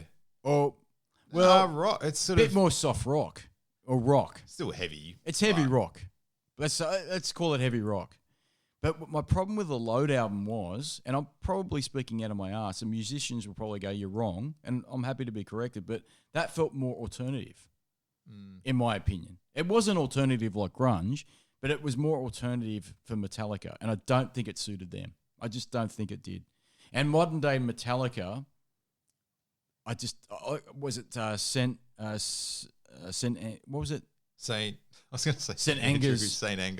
Anger. I didn't like it. Yeah. I just didn't like it. And I don't know what else is. I couldn't care less now about Metallica. Sorry. At the time of this podcast, they cancelled, didn't they? They've cancelled. They've cancelled. Yeah. Back in rehab. Yep. He's back in rehab. Yeah. But you know what? It was good enough for the band to actually do that, I think, to come out and be clean about it and say, yeah, he's gone back into rehab. And did they refund people? I'm sure they would. Actually, Nervous Nathan had a ticket. Yeah, there you go. So I'm sure they would refund. Yeah. Well, Kiss is another band that they must be getting very old, those boys. But they cancelled just this week, I believe, as well. Did they? Gene Simmons. Yeah. He's something health problem, so they're probably done. It happens, man. But they're all getting old. They're all getting old, but you know what? I would rather them come clean and say we're cancelling the gig rather than them turn up. Oh, a week before and perform half-assed. And perform half-assed and be drunk or be not with it. And there are a lot of examples of that shit, I saw a picture of change of subject. I saw a picture of Celine Dion the other day. Oh my God. She looks like a scarecrow, dude. I'm telling you now. And she was like everybody's darling in the 90s, man. She's clearly got something going on there. Yeah, that's an artist I have not thought of in a very long time. I just Didn't randomly. she do the Titanic song? She did, and it was awful, but I can't get it out of my head. I couldn't stand it. It was fucking awful. So what's your favourite gig and band then? Look, that's the impossible question. I know. There have been good memories, though, are the festivals. Are those, because you do get a lot of bang for your buck. And we've been to a few of those festivals in our time. That Alternative Nation you mentioned, I think that was pretty important for us growing up to the first time to get so many artists within that one spot at that one time and of quality. Well, and a lot of bands were probably towards their peak, if not at the just on that approach of just had some great albums. They're at an age where they're still really hungry and want to perform.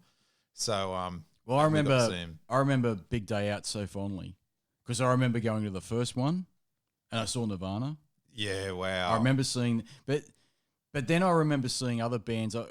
Maybe it was a later year, but I saw like Screaming Trees. Yeah. And I've said this before, Screaming Trees, I think, are a very underrated grunge band of the era.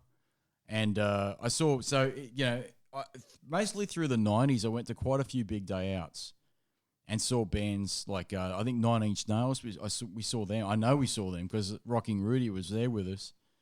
And I saw the Chili Peppers, but every time I saw the Chili Peppers, they were never on song. They just disappointed me every Maybe they time. needed a smallerish venue, but you're never going to get that because it was so popular. Yeah, I know. And then we went to the Soundwave festivals, and I tell you, more metal orientated. Yeah, more metal. And I tell you, I think it was 2010. That was the year of dreams for you and me, because that was the year I'm sure we saw Filter. And I remember standing there beside you, and Richard Patrick came out. Is it? Wait, sorry to interject. Didn't you say he's the brother of? Yes. Again, back to the Terminator. So Robert Patrick plays the Terminator. He's an actor. Yeah. He's in many different things. He was the T-1000. He was the T-1000. Yes, he was. Yeah. So his brother is Richard Patrick. Yeah. The lead singer of Filter. And we saw them in 2010, and I remember standing next to you, and they did "Hey Man, Nice Shot," and you stood beside me, go, "The Tingles, man, the Tingles." It was unbelievable because that's a band that I never thought I would see ever. Yeah, right? yeah. The only thing that let them down, like I've said before on a podcast ages ago, was they wanted to play more of their new stuff, and their new stuff just didn't do it for us. Filter weren't really a popular band. They had a small stage. Remember, they had a small stage to the side. And then that was also, I think, the year that Jane's Addiction came out. Yeah. With the original lineup too. Yeah, there's an Angry Man Ooh. and a Bunch of Ego band example. Yeah. I saw one with the bass player Eric Avery reluctantly coming back, alleged was what I heard, playing bass for them. And then you've got Dave Navarro and Perry Farrell. That was a love-in between the two of them. That was so bad because... Each of them make good front people and entertaining musicians because they're just so in love with themselves. I remember at the end of the gig, Rockin' Rudy was standing next to me alongside you. Shout out to Rockin' Rudy. Shout out to Rockin' Rudy. And this is a band we never thought we would see, especially the original lineup. And they came out and they did a lot of the original, like Nothing Shocking album, which is a classic album. And it was the original lineup. And at the end of the gig, and they killed it, by the way. They were way better than we thought they would be. And at the end of the gig, Dave Navarro and Perry Farrell are basically hugging each other, slapping each other's back, basically get a hotel room, man. That's how bad it was. I might be exaggerating too. I swear they were pushing each other out of the way. They were be more in front of the spotlight. They were. And what's his name? Eric Avery, the bass player, the original bass player. He walked off as soon as the set was over. Yeah. And then a couple of days later, I get a text message from either you or Rocking Rudy saying, "Oh, they're broken up again." Yeah, they've had a couple. Yeah. And but I love that sort of weird intrigue. And you've always told me some weird intrigue stories, like the Manic Street Preachers, great Welsh band that we saw. I'm sure I've definitely seen them. Yeah. And their original guitarist or bass player. I always get that mixed up. It's the singer. The original singer. Yeah. He disappeared. Yeah. He literally disappeared. I What's know the story with that? I know you've discussed aliens before. I don't think he was an alien. I did it for you, man. I don't think he was abducted by aliens, but he definitely disappeared somewhere in Wales, off the bridge that connects England to Wales, and just vanished in the river. That's what's the river? Cerne. It's got a ridiculously strong current. But anyway, but then they replaced with the guitarist. Yeah, his name is now passed me. Brayfield. What's his name? James Dean something. Anyway. James Dean Brayfield. But I don't. It's probably everyone likes music for their own reason, but I actually think that the new guy. He's way better. He's an awesome singer, man. But they toured. One of the tours we went to with them. I think you might have been there. The only reason they toured Australia is because the Rugby World Cup was on. That's right. So that was just the. Do you remember because they're massive Welsh rugby fans. So you remember that was not the previous World Cup that's just gone. It was, I think, the World Cup before that, Rugby World Cup before that. And so, or maybe even before Actually, that. it was the Australian Rugby World when it was here. Yeah, it was here. So was that 8 years ago? Ages ago. Maybe more. Anyway, Richard Dean Bradfield. I think it's it. I think it's Richard Dean Bradfield, the lead singer. Yeah. When we finish this podcast, we'll go, fuck, that's not it. I'll put it in the notepad. Yeah, put it in the notepad. He gets up there and he goes, I can't do a Welsh accent, but you used to think he looks like a guy that would shiv you. You know, but he goes, I can't do the accent, so I won't. But he basically goes, we've got to get on with the set because the Lions are playing. Fucking Lions! And he's got the microphone and he's shaking it. But they're such a great band. But I love the backstory where the original guitarist, he disappeared off the face of the earth. No one knows what happened. No one knows what happened to him. But there was a major police investigation with this. And there were many people that have come. I was telling you before we recorded, there's a documentary on this. I'm sure it's on Netflix where they talk about the backstory where he disappeared. There was a major police investigation. His family went looking for him. But they've since come forward and said, look, he did have major mental health issues and he was struggling with the growing popularity of the band, even though at that particular point in time it was very localized. It was more like in Wales and maybe parts of other parts of the UK. But he disappeared. And since that, this is going back, 20 years now? And then some, like 25 years. Since then, apparently the guy's been cited by the band members. With Tupac and with... No. They reckon he's still alive because they never found a body. Yeah, right. They never found a body. That's plausible. Yep. So they went thorough with this shit. This was like, CSI shit, right? Where they went looking for him. They went looking for him. I love that button. It's one of my favorites. This is my other one. Right. But they went looking for him and they couldn't find this guy. No trace of his body, no trace of any torn fragments of his clothing, all sorts of stuff. But since then, the band members claim they have seen him. But he looks completely different now. Not because of just age, but he's changed the way his hair is and all that sort of stuff. Yeah. But he's always in the distant side of your vision and he disappears forever. And then he'll come back and disappear. So the band members firmly believe he's alive. Wow. And the band members, I'm sure his name is Richard Dean Bradfield, and all the other band members have they're continually looking for him. Gosh. They haven't given up hope they'll find him. And they're actually saying in the documentary they're not angry with him. And if he was to come forward and sit down with them, they wouldn't have any ill will towards him. They just want to know he's okay. Which is so odd. Yeah. It's such a weird story that he disappeared. And then the other story you told me about was it the Libertines? The UK. The UK, you gotta give credit to how much quality has come out of that whole area. Yeah, it's insane. As the 90s was a strong, I mean, you can say from every decade if you really... Well, the 90s, the Britpop scene was huge. Britpop. Yeah, like I did Blur and Oasis. I did like how they turned that into a football match. Yeah. Like basically, Manchester versus, was it Blur from South London? That's right, yeah.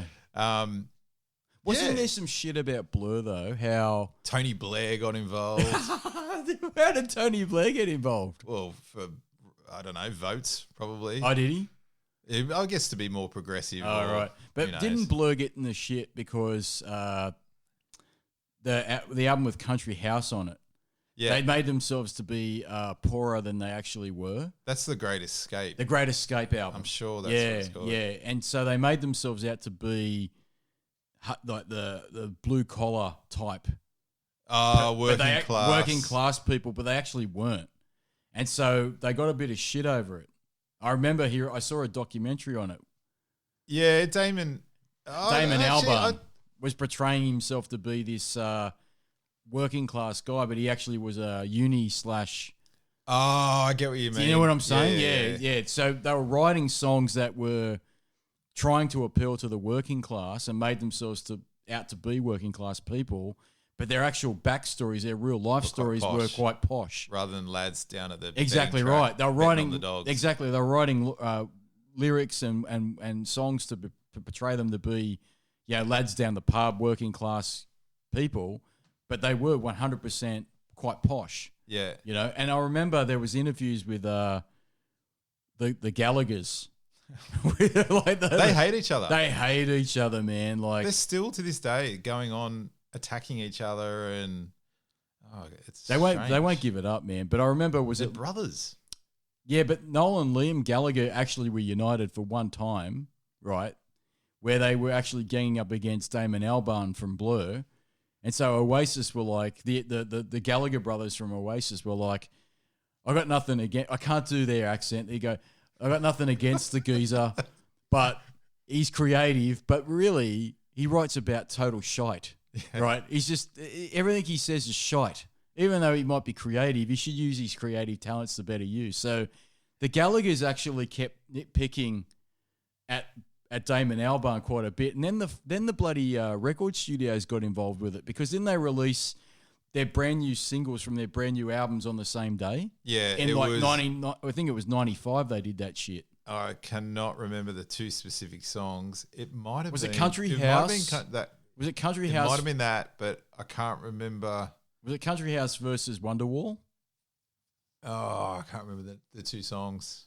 But they did do that. They had the record companies both said, you know what, this rivalry is great. Mm. And so Blur put out, I think it was Country House. I probably am wrong too. And then there was and Blur put out, Oasis put out, I'm going to assume it's Wonderwall, but probably wrong. And it was like made the news in the UK. Like a sport that again, that's their press. Where, they turn everything into a sporting match, some sort of match of something. Yeah, it was beautiful. They're one of the. Remember that 99 Luftballons? Remember that song? Yeah. 1990 Luftballon. There was one Top of the Pops show that they were talking about how that when that song became really popular and it hit the top of the charts in England, and the Sun, one of the newspapers, it might have been the Sun, promoted it as this is the first time we've had a German invasion since the Blitz.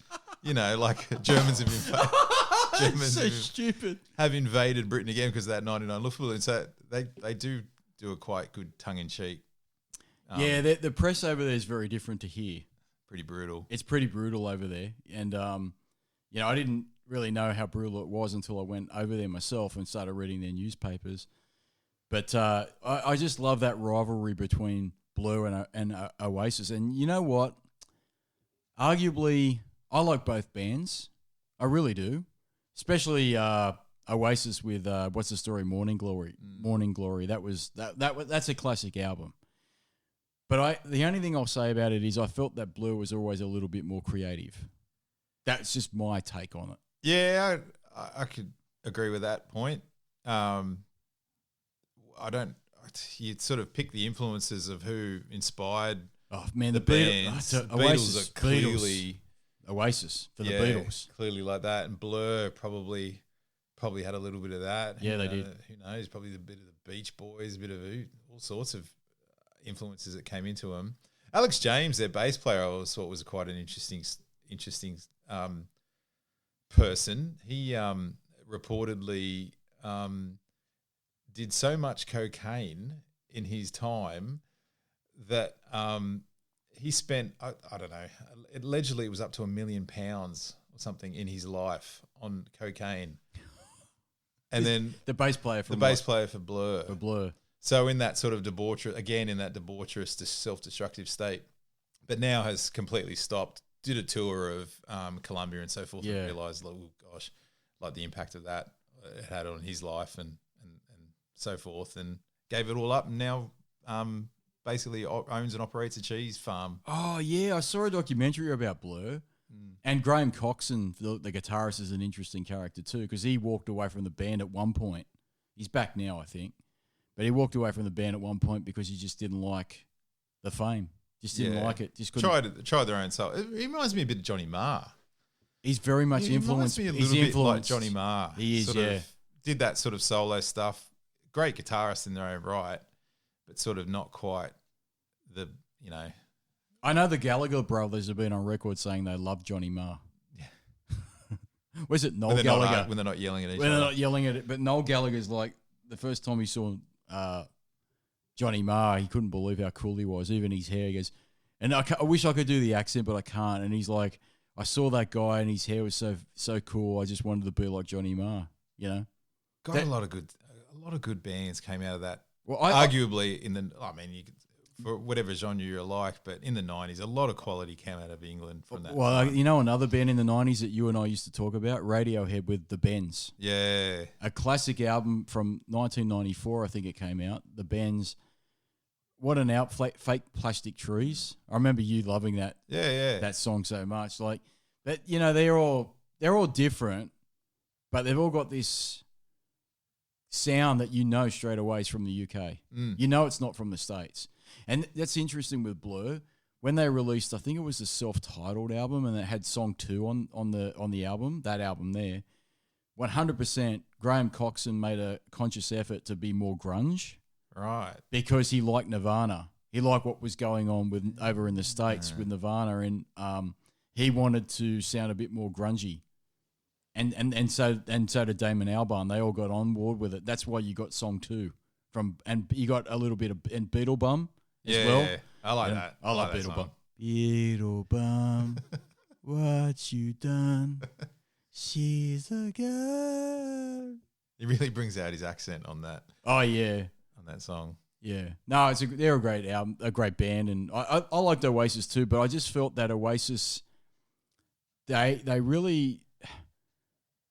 I liked What's the Story, Morning Glory, and the album before that, which is definitely Maybe, I think it is. They were great albums, but after that, they lost me. Whereas I think Blur, apart from Think Tank, when Brian Coxon left, I wasn't a fan of that. I wasn't a fan of that either. They lost me, but he came back and they did an album a couple of years ago with Brian Coxon in it. So the original band members back. And I felt the problem with that album was that it was all their own individual projects that they'd had on, their own solo projects that they'd had while being away from Blur.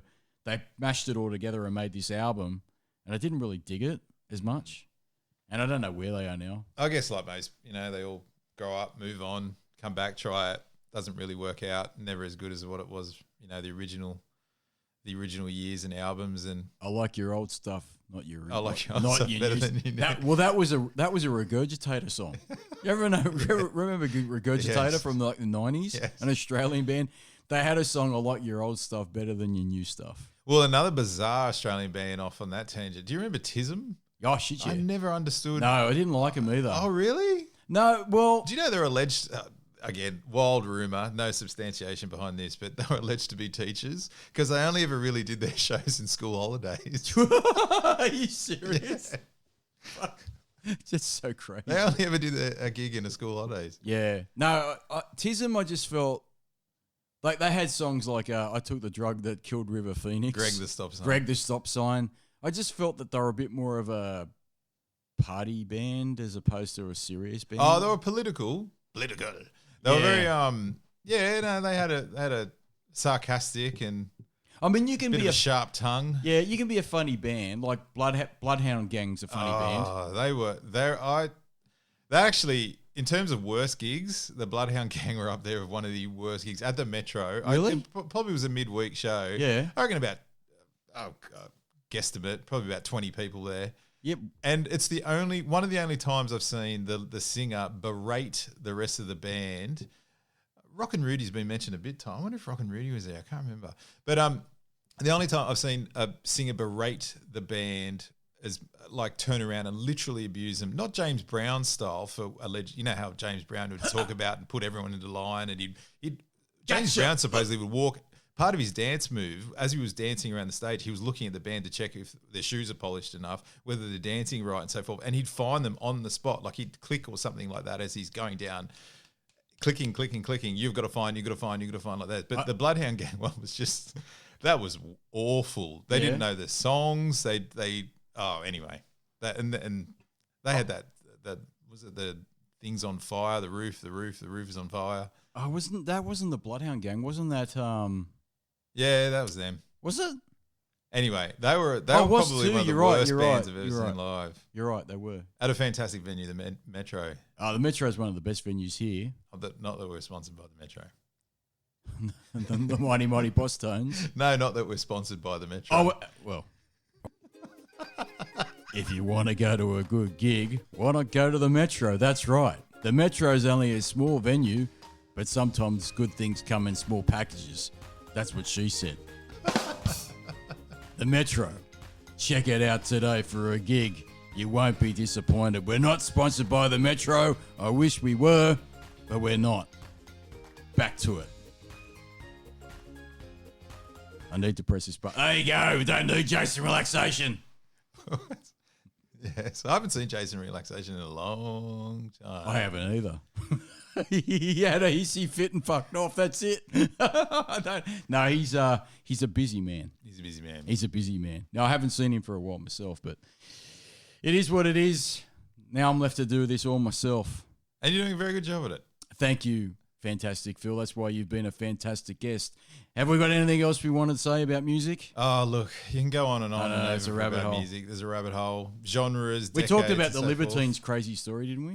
Did we talk No. The guy that robbed the Libertines? Oh, well, yeah. Did we talk about that? No, we didn't. Pete Doherty. I don't even know if they're still around, that band. But basically, I think they're gone, the Libertines, I think. I'm sure what he did was he and his other bandmate, Carl Barron, running off memory of that guy, the guitarist as well. I quite enjoyed the Libertines. I thought they were good from an Englishy, punk rocky, slacky sort of sound.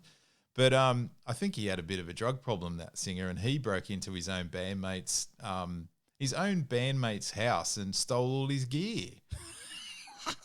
That's a crazy story. When you told me, so I remember when we were hanging out at like uni in the early days, you'd tell me stories about bands. So it wasn't just the music; it was all the side stories. And those two stories about the one about the Libertines, and then the one about the Manic Street Preachers. I'm like, this is the craziest shit. I love it. You know, so you got more. The music means more. Yeah, you know what I mean? Like, because you know that they've had so many, so much turmoil. I can't say that word. Turmoil. That's another word you can quote me on Drunken Monkey. Turmoil. He rang me up the other day, the Drunken Monkey. He goes, I'm looking for the guy that can't say the word apocalyptic. Like fish called Wanda. Apocalyptic? You're looking for the Ken? Nah, so music, man, the rabbit hole is real. You can't get out of it. It's a good rabbit hole. Oh, it's a great rabbit hole. But I must say, before we finish up, this year I haven't personally bought much new stuff. No, I understand that. The only thing I've actually purchased recently was the new Tool album. What do you think? They've just announced their tour. Yes, I know. I really want to go. I won't be going. Yeah, you're not interested. I have seen Tool. I have seen them. I saw a Big Day Out. I'm sure they were at Big Day Out at one point. And I'll say this about Tool as my impression of them when I actually saw them live. They're a very intense, interesting band. Oh yeah, Maynard stand at this point of time, and for this particular gig, he stood at the back of the band because he had this idea in his head that the band is more important than he was. So the band got more more visual space than he would normally give a band, and he stood right at the back. And I personally didn't dig it. But they sounded unreal, but they were just intense. There was no action on the stage, you know. Whereas when we saw Rollins, you know, Henry Rollins for the Rollins band, I mean, that was pretty intense. The guy does like push-ups and stuff before he goes out on stage, and he's ripped as shit. Like, he's unbelievably ripped. And he's just got one white light behind him, and he's just tearing it the whole time. And shout out to Rock and Rudy. He loves it when I say this. Tearing us apart. I'm a liar with my pants on fire. Tearing me apart. In my humblest opinion, that's actually one of your most accurate impressions. Well, because I should do a Rollins song for a podcast one time. I'll tell you, that was a good gig too. Oh, yeah. Rollins band was a great gig. Yeah. Again, the Metro, man. The Metro. Shout out to the Metro. Shout out to the Metro. Well, Rollins band, it's just musicians and him in front. He was a CBGB's guy too, I believe. As well. He was with Black Flag. On that punk rock stage. Black Flag. Very important punk rock. Yeah. That's it, isn't it? You can just go down a rabbit hole it's a of rabbit genres and so forth like that. But I do agree with you. I must admit, maybe it's an older thing and getting into a comfort zone, but going back more vintage style, things that you knew of, as opposed to seeking out new. I always thought I'd be the type of person that, no, I will progressively be moving on and updating music and always going with the flow and the trend, but nah. You've gone back to the 80s. You're a big 80s fan, man. Big time. If you had to narrow down a genre that you love the most, 80s music's probably yours. It's turning into that way. I wonder if that's a comfort zone thing. I wonder if that's like how, and as you've mentioned on this podcast many times, like I'm a huge 80s fan. I love a lot of things from that time. But I wonder if it's a nostalgia and a comfort thing going back to just what you knew and what you like, because the new world's so terrifying. I agree. But to answer your question, to go back to Tool, the new album, all I'm going to say is it took me quite a few listens to actually get it. Yeah, right. And once I got it... Because they're very long songs. Very long songs. They're all about 12 minutes. The album goes for about 80 minutes. That's the maximum you could fit on a single CD. I'm just going to say that it took me a long time to get into it, but once I got into it, I really... That's right. That's how I feel about it. I dig it. I really do. I really do.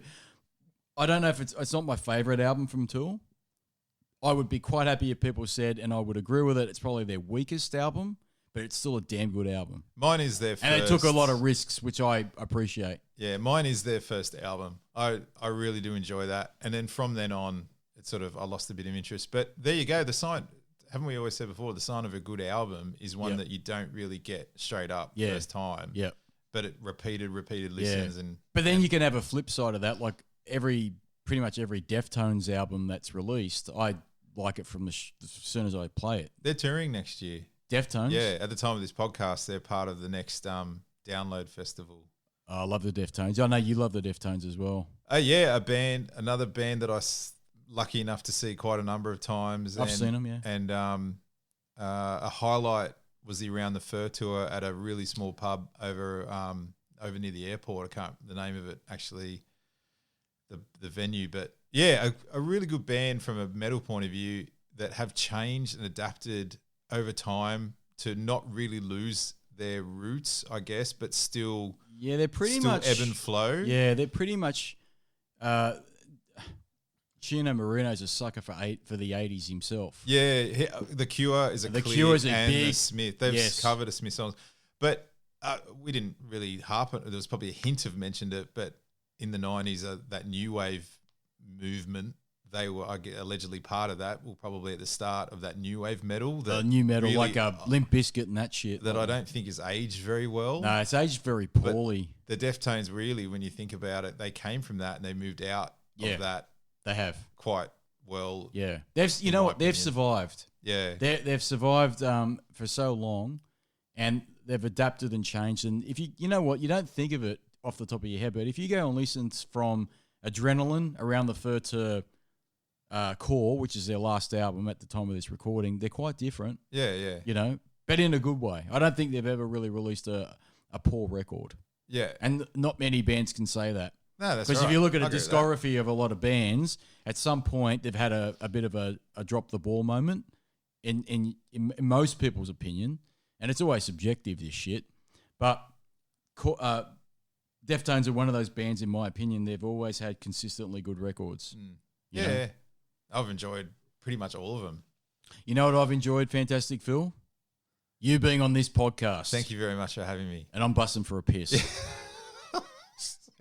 That's the end of the podcast. If you got anything else you want to add? Anything else you want to say? No, maybe in the future we'll keep banging on about music a bit more. I think we will. Another time, another space, Another place, dimension. Another dimension. That's right. Cheers, man. Cheers, man. Thanks for coming in. I appreciate it. I really do. You and your notepad. Didn't get used that much. It's got 3 words on it. Can you return them?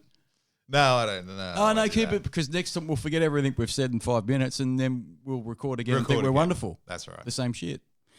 Thanks for the 2 people that have been listening to these bullshit podcasts. Thanks for letting us use your garage. I'm sorry I read it about bands. I can't help it. It's a rabbit hole I can't get out of. I wish I was musically talented, but I can't even play the guitar like I play power chords, and I'm shit. And one time I played with Fantastic Phil in a little session where he used to play bass, and I thought I was fucking king shit, but until I realised I was really, really shit when I started playing with him and Magic Craig. It's a rabbit hole I can't get out of. All I want to be is a singer, but as you can tell, I can't sing for shit. And next week, my little pop stars will go down in some more retronym and more bullshit. But until then, you can roll it, you monkeys.